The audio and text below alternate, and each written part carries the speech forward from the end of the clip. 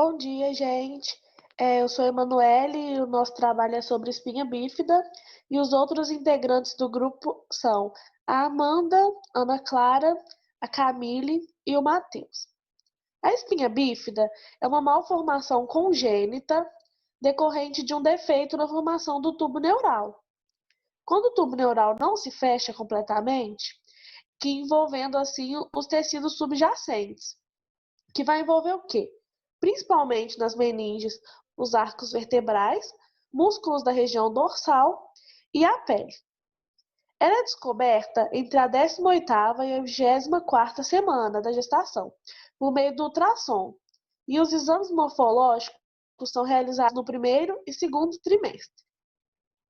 Ela também tem as suas classificações. A primeira é a espinha bífida oculta ou assintomática, que ela é caracterizada pelo não fechamento total do arco vertebral, sem que haja outro defeito associado, ou seja, não há envolvimento da medula espinhal. Ela permanece íntegra. Nesse caso, o aspecto externo pode ser normal ou apresentar alguns sinais, como uma depressão na pele, aumento de pelo ou até lesões pequenas na pele. Tem também a espinha bífida aberta ou cística, que já é uma forma mais grave e ela é caracterizada pela perda da integridade da pele, de forma que deixa em contato o meio externo as estruturas do sistema nervoso central, como medula espinhal e meninges. Então, a espinha bífida pode ser dividida entre meningocele e mielomeningocele. A meningocele é quando os arcos vertebrais não se fundiram como deveriam, e isso promove uma herniação nas meninges, de uma saída da meninge para o meio externo, formando uma saliência, que contém o líquido céfalo-raquidiano, o líquor. Então, com isso, nós sabemos que na meninge há o comprometimento apenas da pele, ossos e a dura mater. Já na mielomeningocele, que é uma das malformações mais comuns ao nascimento e mais grave também, e ela acomete pele, ossos, medula espinhal e raízes nervosas. Então, ela é sim mais grave. Desenvolvimento da patologia. O primeiro mês da gestação é o período em que o cérebro, a coluna espinhal e o sistema nervoso do bebê é gerado. Já essa patologia, ela só se desenvolve na terceira semana da gestação, que é quando o tubo neural começa a se formar. Essa malformação se dá pela carência do ácido fólico, que é um nutriente fundamental para o desenvolvimento do tubo neural. Pode passar. Aqui a gente vê os estágios de formação do tubo neural. Aí lá no finalzinho, tem circulado ali, no final de 28 dias, quando acontece esse defeito do fechamento. Aí fica aquele buraquinho ali. Pode passar. A espinha bífida oculta ou citopática. Como a Emanuele já falou, ela é formada pelo não fechamento total dos arcos vertebrais. E não há envolvimento da medula espinhal. E o aspecto interno é só uma manchazinha mesmo, um pouco de pelo, ou então uma depressão na pele. Já a meningocele, os arcos vertebrais também não são fundidos como esperado, mas há uma saliência do líquido céfalo-raquidiano, que é o líquor. Aí forma aquela bolsa. E aí ela compromete a pele, os ossos e a dura mater. Já a mielomeningocele, ela é muito comum, é um dos mais comuns durante o nascimento, mas é a mais grave. Ela causa desabilidade na criança, porque compromete o sistema nervoso, músculo esquelético e urinário.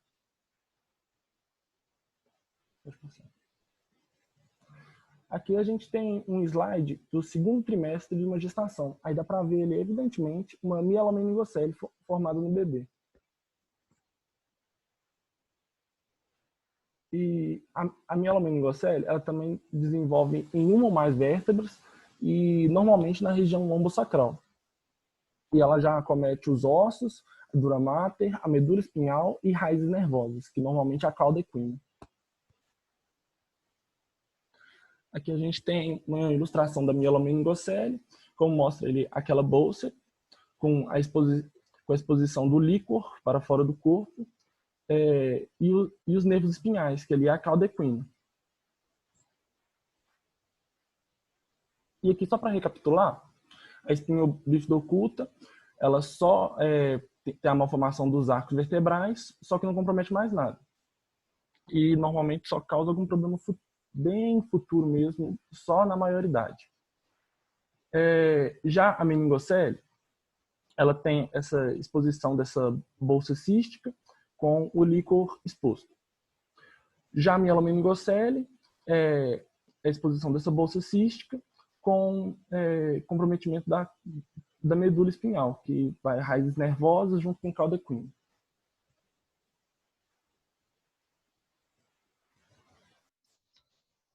Oi, gente, eu sou a Ana Clara e eu vou falar sobre os déficits gerados, que eles são neurológicos sensitivos e motores, e eles afetam a região abaixo da lesão. Os sintomas mais comuns são a fraqueza ou a paralisia dos membros inferiores. Isso dificulta ou impede a marcha dos pacientes. E eles também sentem a ausência de sensação desses membros. Com a dificuldade da locomoção, a circulação sanguínea também fica comprometida. E isso causa úlceras por pressão em algumas áreas do corpo dos pacientes. Aí nessa imagem a gente pode ver quais áreas que são o joelho, o maelo, o trocánter, enfim. Outros danos, né, que são causados pela mielomeningocele é o aparecimento de anormalidades ortopédicas, que são causadas pelo déficit neurológico da doença. E ela dificulta ainda mais a locomoção. Alguns deles são talipes, que são conhecidos como pés tortos, que é esse daí da foto, contraturas, luxação do quadril, escoliose e cifose. Outro dano também é a incontinência urinária e fecal, que afeta os rins e que promove a constipação intestinal também.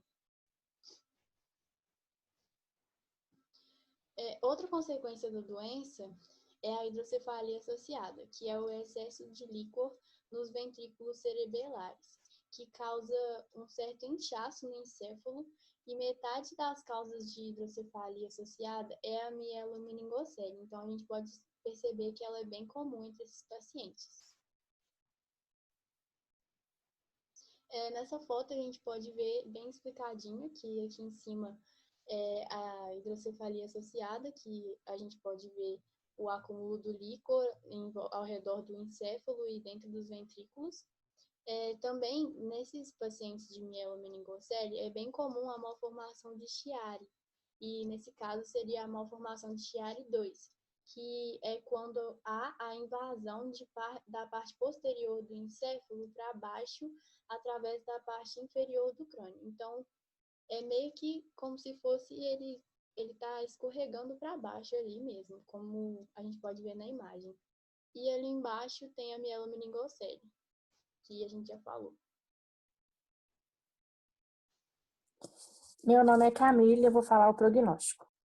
A espinha bífida possui diferentes prognósticos e varia de acordo com o comprometimento da medula e das deformações associadas, conforme os 3 diagnósticos que já foi falado, a espinha bífida oculta, a meningocele e a mielomeningocele. A gravidade e a extensão da lesão vai depender do nível da coluna onde está a malformação.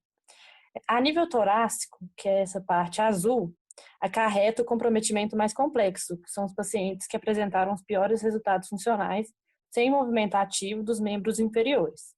A nível sacral, a parte vermelha, apresenta movimentação dos músculos adutores, quadríceps, flexores, mediais do joelho e tibial anterior, e o glúteo médio.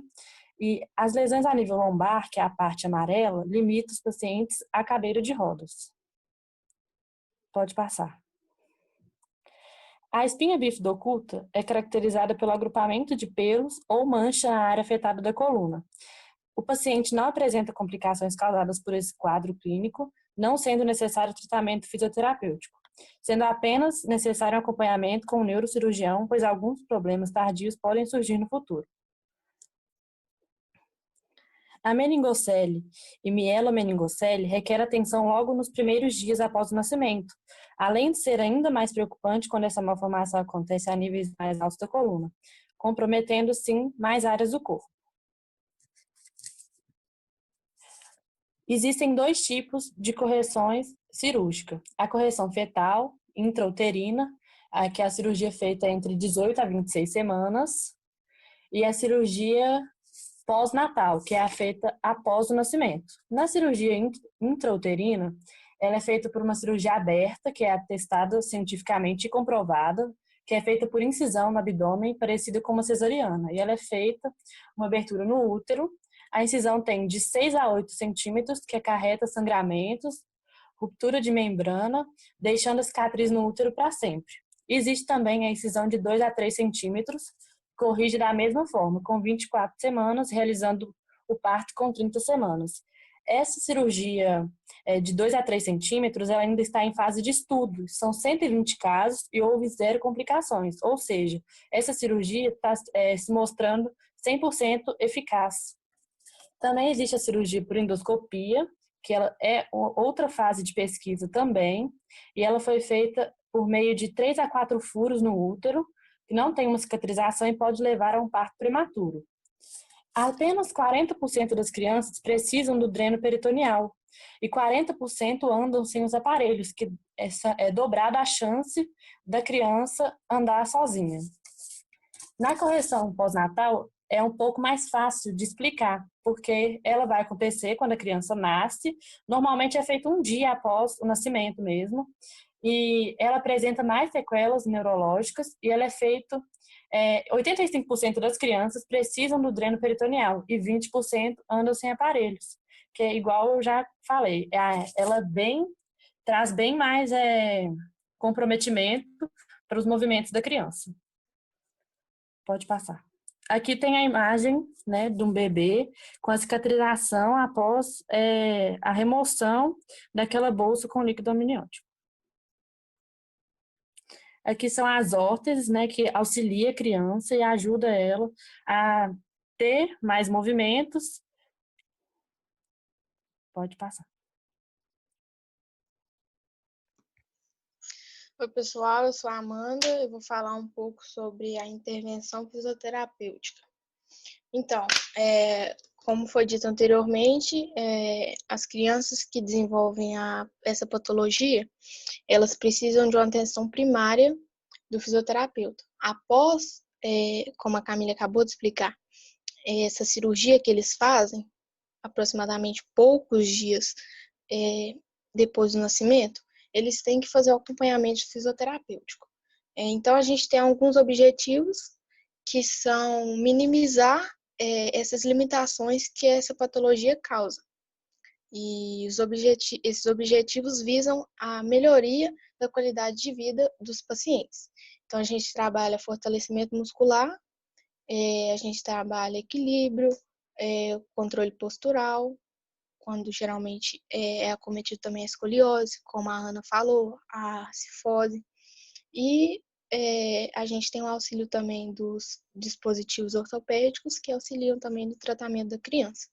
A gente trabalha também a reabilitação motora, trazendo a coordenação que foi perdida. Então, essa intervenção fisioterapêutica é de extrema importância, porque ela tem ação direta. Então, os exercícios que serão trabalhados vai contribuir para ganhar força muscular, ganho de amplitude, amplitude do movimento, e vai trazer essa funcionabilidade desses membros que foram acometidos e estão acarretando essas limitações. Além de ter exercícios também, como eu falei, sobre coordenação motora. Então, como essa fisioterapia é aplicada?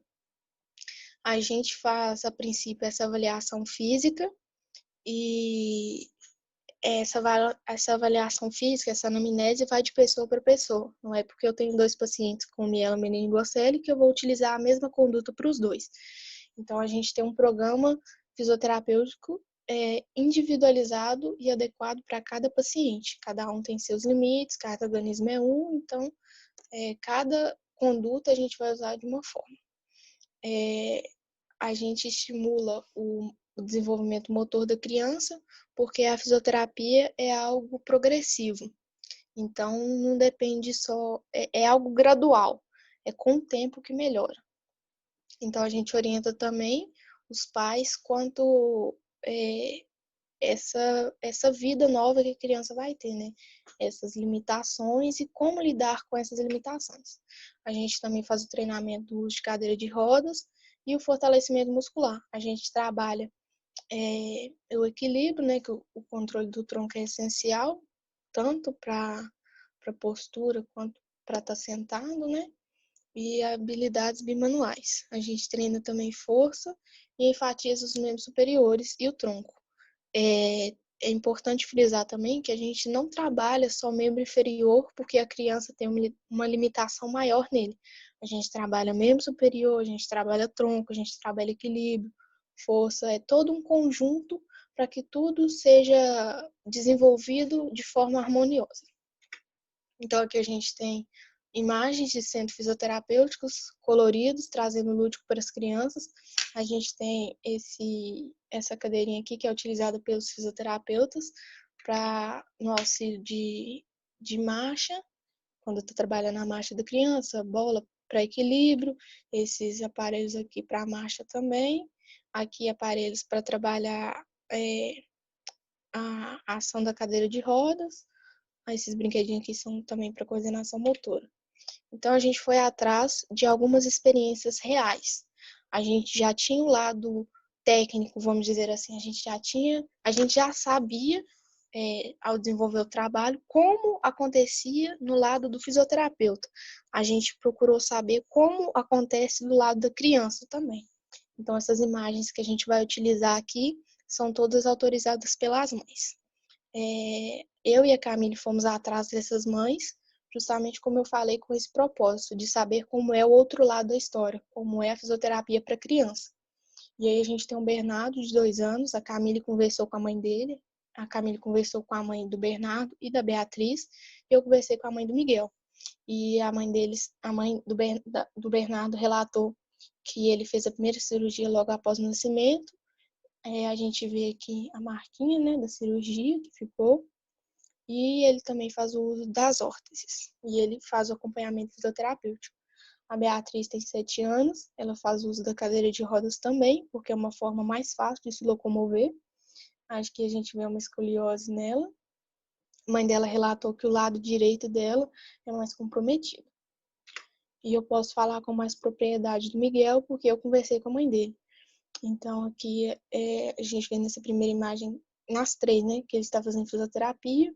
Na primeira, a gente vê que ele está trabalhando o abdômen. Aqui, a gente vê ele com esse colete, que é para estabilizar e ajudar a dar equilíbrio, trabalhando marcha.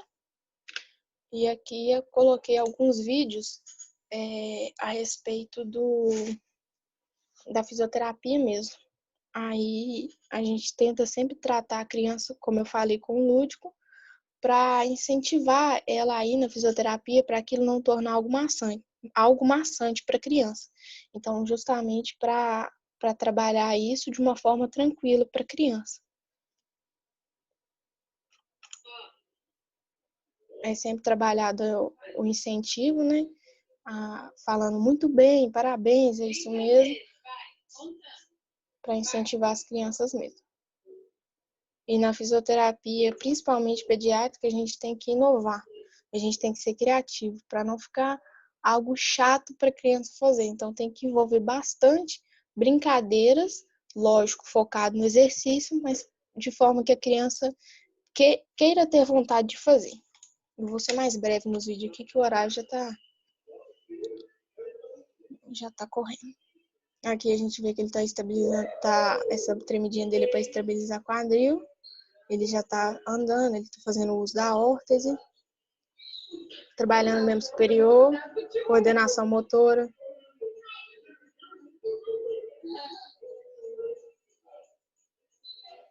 O vídeo está um pouquinho tremido, mas acho que vai dar para ver. E aqui esse último vídeo, também trabalhando no membro inferior. Então foi isso, pessoal. Nosso trabalho foi isso. Se tiver alguma pergunta,